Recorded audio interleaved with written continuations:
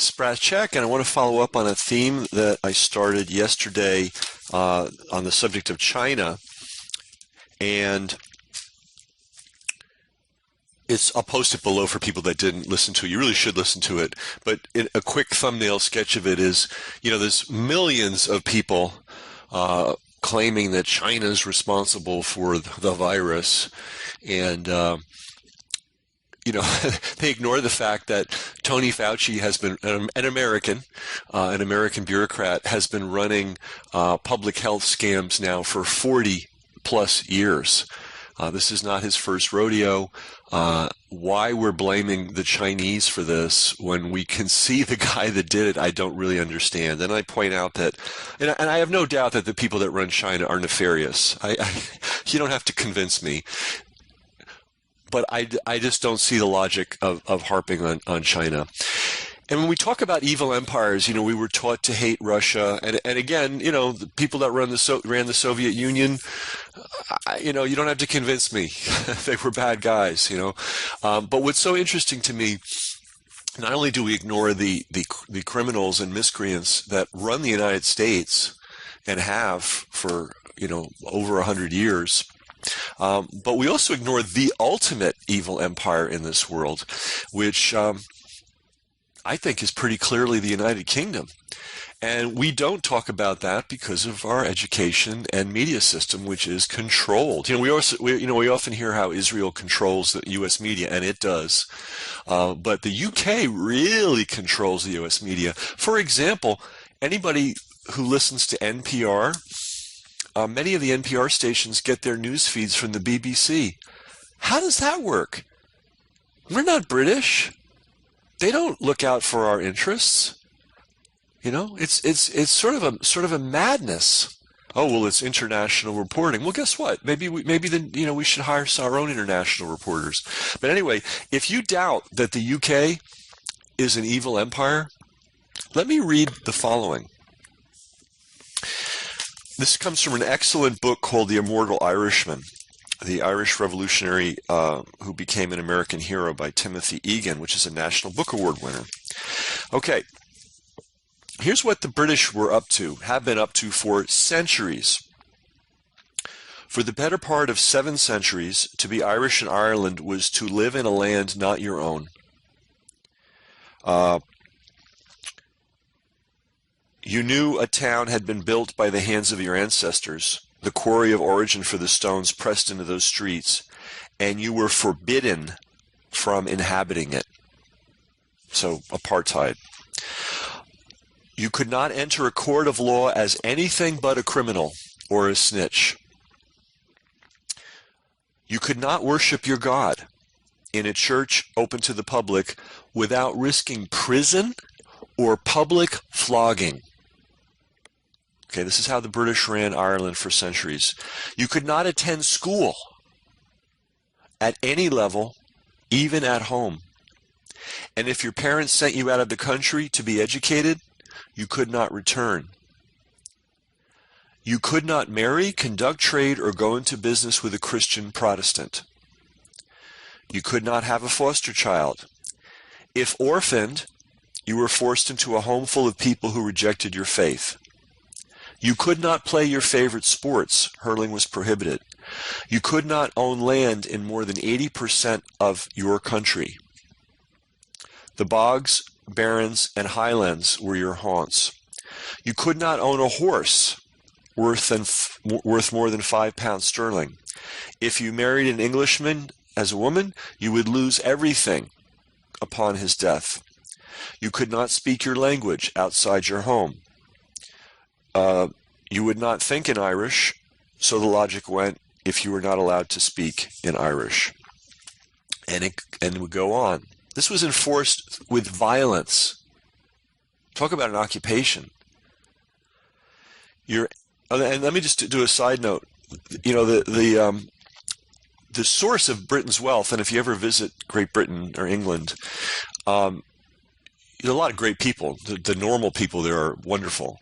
But you will quickly get a sense of there are people there with just insane, incalculably large amounts of money. And the elite, of course, in that country has that kind of money. And where did they get it? Well, of course, slavery and the sugar trade, huge part of their wealth. They then took that money and started manufacturing. Okay, it's fairly legit. But they were the originators of the satanic mills, where they would actually take children under false pretenses from poor families in the countryside and work them to death. Not a hyperbole, work them to death in the textile mills in the north. And then the other part of their wealth was opium trading, growing opium in India and sending it to China. A lot of U.S. fortunes started that way too. And the famous Clipper ships, which we take such pride in, those were designed to get opium back and forth fast from India to China. That's what that was all about. So the Cabots and the lodges and the people that founded the Skull and Bones, they made their money that way. But the other piece, which people hardly ever talk about, the essential to England's success financially, was the rape and pillage of Ireland, stealing all the land and using Ireland as a granary and a plantation, so that they could, displace all their local farmers, their small farmers, and put them in the mills. You had to have that, and so without the multi-century theft that went on in Ireland, you wouldn't have England as we know it, the marvelous, wonderful England. So I go on now, all right? So this is what's happened to you for centuries. We're not talking about a day or a week or a year or a couple of months or a few years. We're talking about centuries. You were forbidden. Your ancient verses were forbidden from being uttered in select company. Your songs could not be sung. Your music not played. Your Celtic crosses not displayed.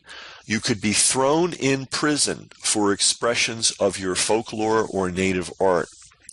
One law made it a felony for a piper, storyteller, babbler, or rhymer to be in the company of an Englishman. Another 6 statutes banned bards and minstrels. Remember, there's no TV, there's no radio, there's no internet. That was people's only source of entertainment. You could not vote. You could not hold office. You were nothing. Now, it gets worse. The melodies of this nation and its favorite instrument were a particular target of English hatred. At one point, your fingernails could be removed if you were caught playing the harp. This is not hyperbole, folks. This was what they did. The Irish married to the sounds that came from that instrument, and they grieved in some of those keys. So in other words, this music accompanied every aspect of life. There were wedding songs, there were funeral songs.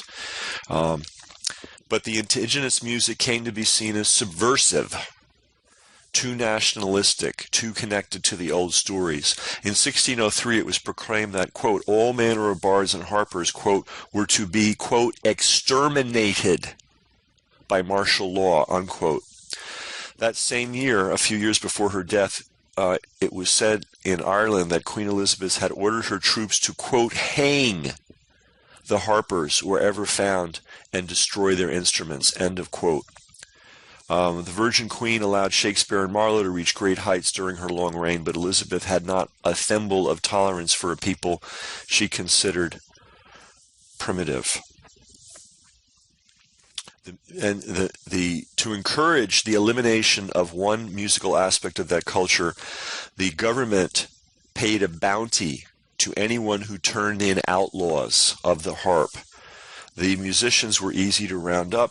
Many of them were blind, music their only refuge and source of income. So when you talk about an evil empire, you may say, oh, well, that happened hundreds of years ago. Well, it happened for hundreds of years. It was going on not that long ago. And the same families that were operating this are still in place, operating what they're operating today. And what had the English done to deserve these cruelties? They refused to become English. So, and by the way, Who's pushing the COVID con harder than anybody? The UK bloc. The UK, Canada, which has lost its mind, Australia, which has lost its mind, and New Zealand, which has lost its mind. And of course, the BBC is, pumping the fear and hysteria with the best of them. So anyway, when we talk about evil empires, yeah, certainly include the Soviets, certainly include the Maoists and the communists in China. The more sophisticated are aware that we've got our own,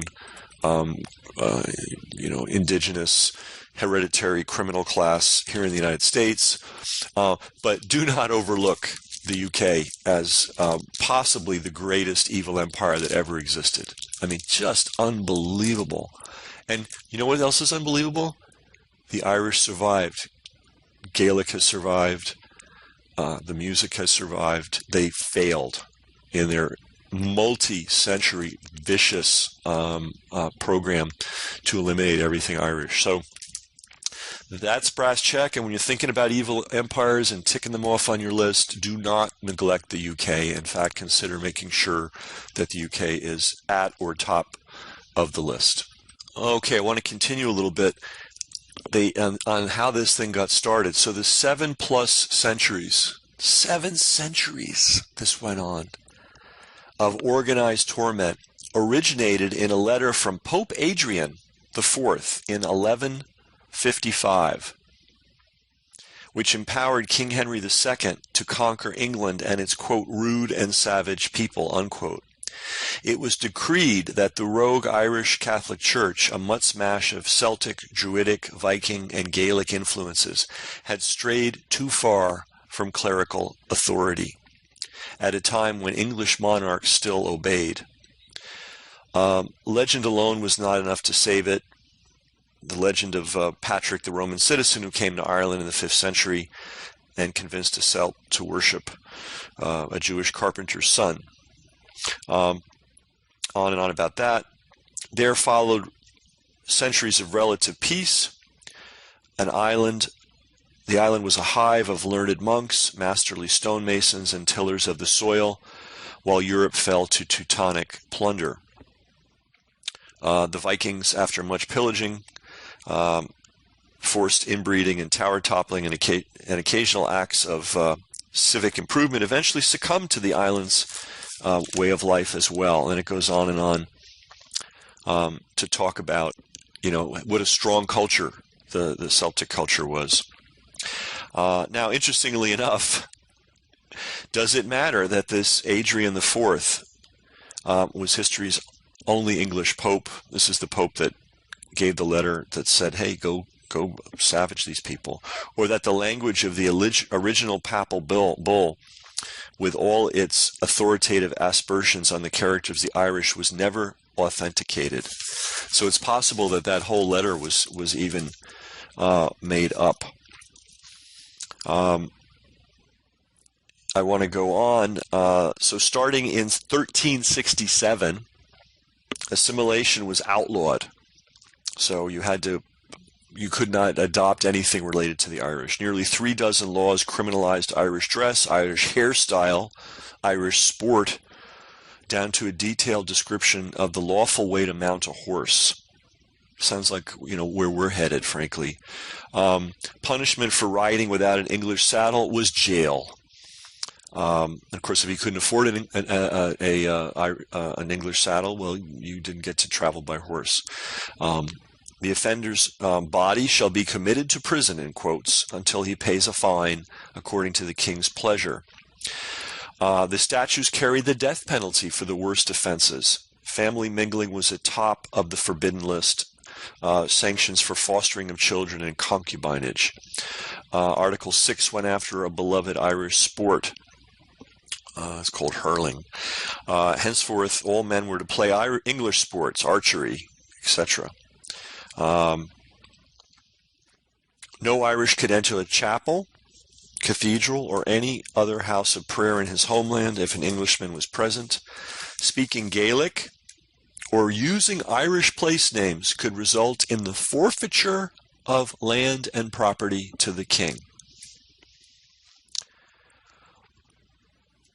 And on it goes. And then there was a second wave of repression. and this came with Henry VIII.